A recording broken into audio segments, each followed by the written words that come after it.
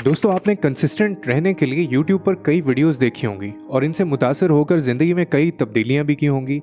लेकिन फिर हमेशा की तरह मोटिवेशन बिल्कुल ख़त्म हो चुकी होगी और मुस्तकिल मिजाजी का दूर दूर तक कहीं नामो निशान नहीं होगा।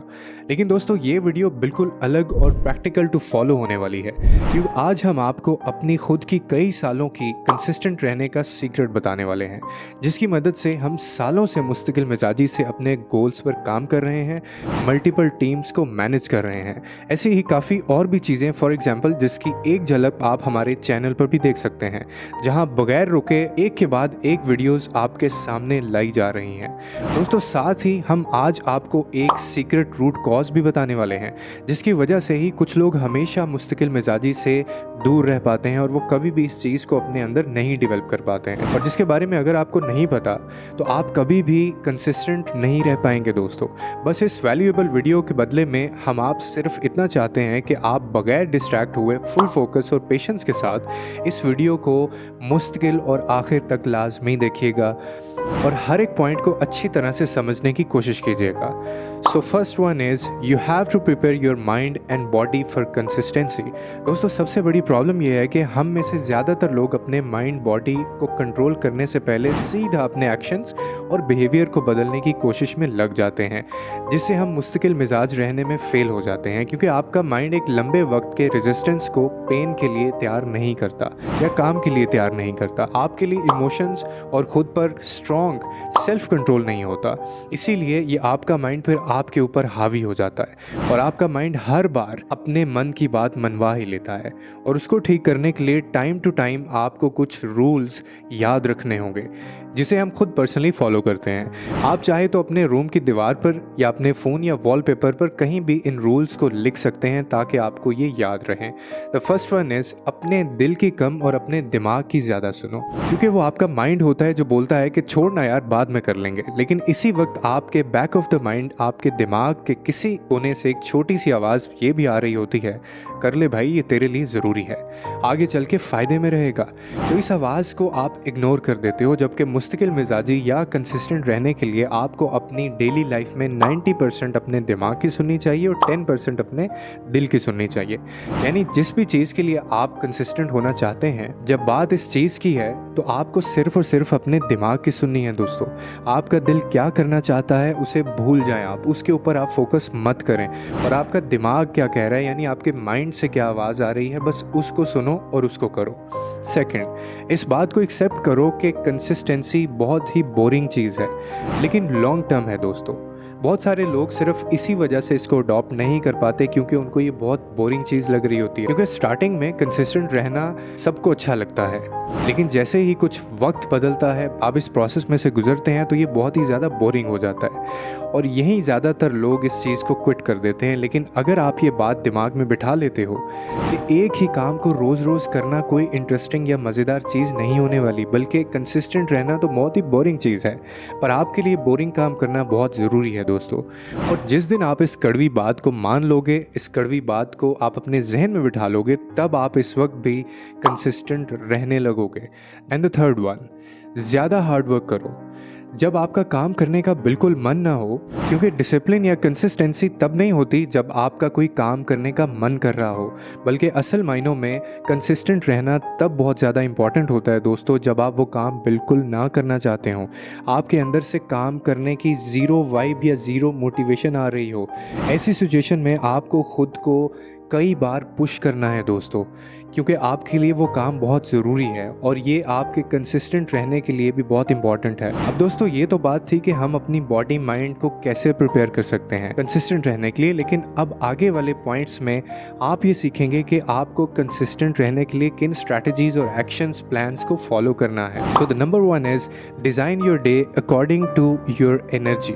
दोस्तों कैलिफोर्निया बेस्ड प्रोजेक्ट के अंदर एक स्टडी की जाती है, जिसके अंदर हज़ारों लोगों को परफॉर्मेंस और प्रोडक्टिविटी को ट्रैक किया जाता है। इस स्टडी से ये पता लगा कि ज़्यादातर लोग जो कंसिस्टेंट रहते हैं और अपने डेली के टास्क को कंप्लीट करते हैं, इन सब का दिन में एक ऐसा टाइम पीरियड होता है जिनमें इनकी परफॉर्मेंस अपने पीक पर होती है। यहाँ देखा गया है कि एवरेज पर्सन की एनर्जी और प्रोडक्टिविटी सुबह 5 से 7 बजे से 11 बजे तक बढ़ती है और एक पीक पे होती है, फिर धीरे धीरे वो कम होने लगती है और करीब 4 बजे तो बिल्कुल ही गिर जाती है। दोस्तों, आप जिस भी काम में कंसिस्टेंट रहना चाहते हैं, आपको सबसे पहले अपनी एनर्जी लेवल्स को कुछ दिन तक ट्रैक करना चाहिए और देखना चाहिए कि आपका फोकस, एनर्जी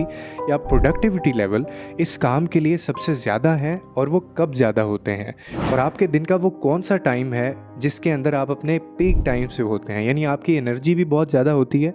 और आप उस टाइम में बहुत ज़्यादा प्रोडक्टिव काम और इम्पॉर्टेंट काम कर सकते हैं, और जिसमें आप कंसिस्टेंट भी रहना चाहते हैं। यानी पीक परफॉर्मेंस के लिए हाई टाइम इंटेंसिटी वाले टास्क जो होते हैं, आप वो उस टाइम में रखें जिस टाइम पे आपकी एनर्जी बहुत ज़्यादा होती है, और अपने वो तमाम काम, अपने वो सारे टास्क जो कि इतने ज़्यादा इम्पॉर्टेंट नहीं है, उसको आप उस टाइम में करें जब आपकी जो एनर्जी है वो काफ़ी ज़्यादा डाउन होती है। और दोस्तों, हम खुद भी यही तरीका फॉलो करते हैं। जिन टास्क में ज़्यादा फोकस या एनर्जी और ब्रेन पावर लगती है, उन्हें हम बगैर फालतू चीज़ों में अपनी एनर्जी वेस्ट किए सीधा अपने पीक आवर्स में सुबह सुबह कंप्लीट कर लेते हैं, क्योंकि उस वक्त कोई डिस्टर्बेंस नहीं होती। और बाकी के काम जो हमारी कम एनर्जी या फोकस मांगते हैं, ऐसे काम हम दिन में या शाम को करते हैं, जिससे वो काम दिन की शुरुआत में ही कंप्लीट हो जाता है और फिर आपको पूरे दिन की टेंशन भी नहीं रहती। लेकिन आपको ये देखना है कि आप कब ज़्यादा प्रोडक्टिव होते हैं दोस्तों, और कब आपके एनर्जी लेवल सबसे ज़्यादा होता है और कब आपका एनर्जी लेवल सबसे ज़्यादा लो होता है। हो सकता है कि आप रात में ज़्यादा अच्छे से फोकस कर पाते हो, तो आप कोशिश करें कि उस काम को रात में करो जो कि आपको मुश्किल लगते हैं। And the next one is focus on less and specific. दोस्तों, हम में से ज़्यादातर लोग जब कुछ करने का सोचते हैं, जैसे कि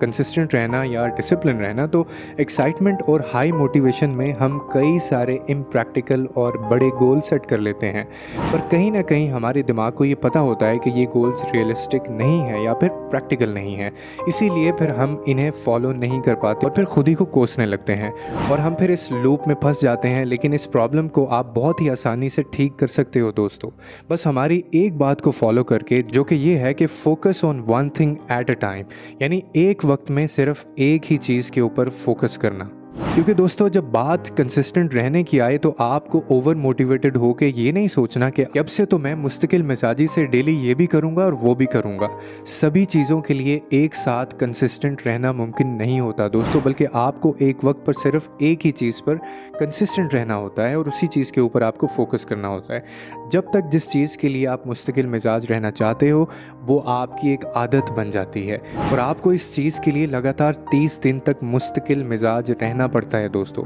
और जब वो आसान लगने लगे, तो वो फिर आपकी एक आदत बन जाती है और आप हैबिचुअल हो जाते हैं, और तब आपको इसके लिए मुस्तकिल मिजाज रहने की भी ज़रूरत नहीं पड़ती, क्योंकि आपकी रूटीन में वो चीज़ शामिल हो जाती है। यानी पहले सिर्फ एक चीज़ के लिए पूरी तरह से आपको कंसिस्टेंट रहना है, और उसके बाद हर किसी चीज़ के बारे में कंसिस्टेंट रहने के लिए आपको सोचना है, और साथ ही साथ जिस चीज़ के लिए आपको कंसिस्टेंट रहना है, उसके लिए दिन में एक स्पेसिफिक टाइम पीरियड डिसाइड करके रखें दोस्तों, जिसमें आप उस काम को करें। अब चाहे आप उस काम को 1 घंटा दें या फिर 7 घंटे दें, ये आप अपने हिसाब से डिसाइड कर सकते हैं, और यही एक आपका डीप वर्क सेशन कहलाएगा, क्योंकि इसमें आप सिर्फ वही एक चीज़ करेंगे और उसके अलावा कुछ नहीं करेंगे। दोस्तों, famous psychologist burning desire 10 secrets के अंदर एक रिसर्च की गई, जिसमें ये ऑब्जर्व किया गया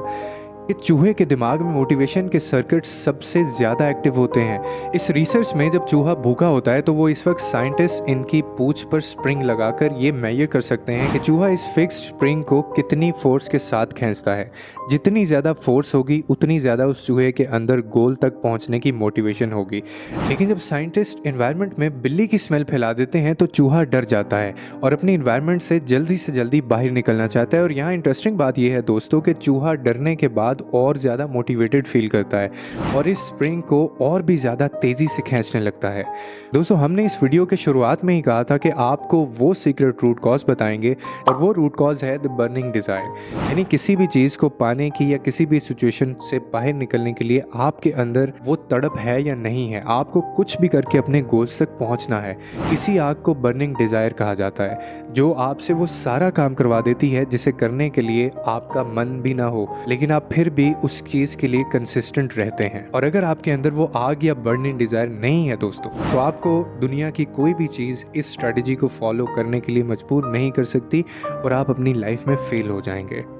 अगर आपके अंदर वो बर्निंग डिज़ायर है तो हमने जो चीज़ें इस वीडियो में बताई हैं उनसे आप किसी भी चीज़ के लिए अपने आप को कंसिस्टेंट रख सकते हैं। और दोस्तों आखिर में बस यही कहना चाहेंगे कि अपने अंदर बर्निंग डिज़ायर को पैदा करें और अपने गोल्स को अचीव करने के लिए उसे मेंटेन करें। जब आपके अंदर एक तड़प होगी तो आप फिर किसी भी हद तक जाएंगे। उम्मीद करता हूँ आपको इस वीडियो से कोई ना कोई अंडरस्टैंडिंग मिली होगी। मज़ीद इस तरह की वीडियोस देखने के लिए हमारे चैनल को सब्सक्राइब करें। मिलते हैं अगली वीडियो में।